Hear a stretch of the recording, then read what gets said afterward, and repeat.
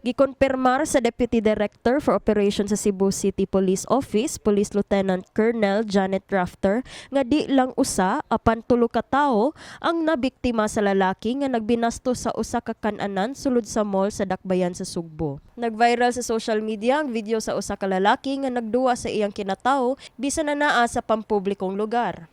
Nasayran nga nahitabo ang maong insidente ni adtong Mayo 21 adlawng Martes. Unfortunately sa pagkakaroon wala pa gyud nato nakuha gyud ang full identity ni ining tawhanan, no, but again our Carbon Police Station under Police Major Libres also with the instruction of our guidance of our City Director Police Colonel Ania with the lugdong nga kinahanglan gyud nato mapasuta kung kinsa gyud ni tawhana para ma-filean gyud nato siya sa mahatagan nato siya o kanang appropriate case.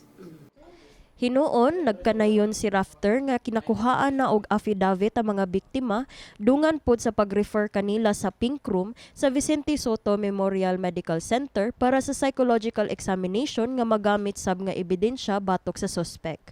Sa pagkutlo ning balita, wala pa gihapon nadakpan ang suspek kapan gipalawman na sa kapolisan ang ilang imbestigasyon nga gipanguluhan ni Carbon Police Station Chief Police Major Felipe Libres.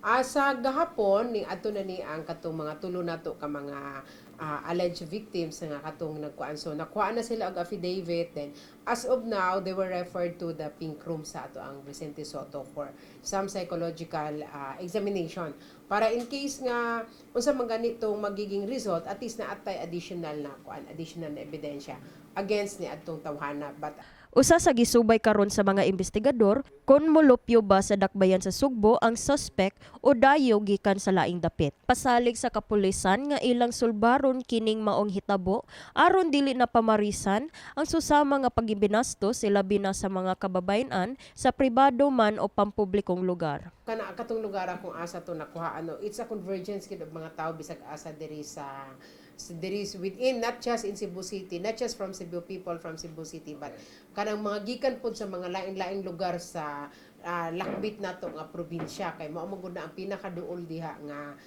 dako pod nga establishmento, no, but again we do not discount the fact na kining tawhana is from Cebu City. That's why our station commander is really initiating effort like going barangay to barangay. It may take time but again it's a diligent effort. Kini si Elaiza Peñaranda alang sa MyTV Cebu.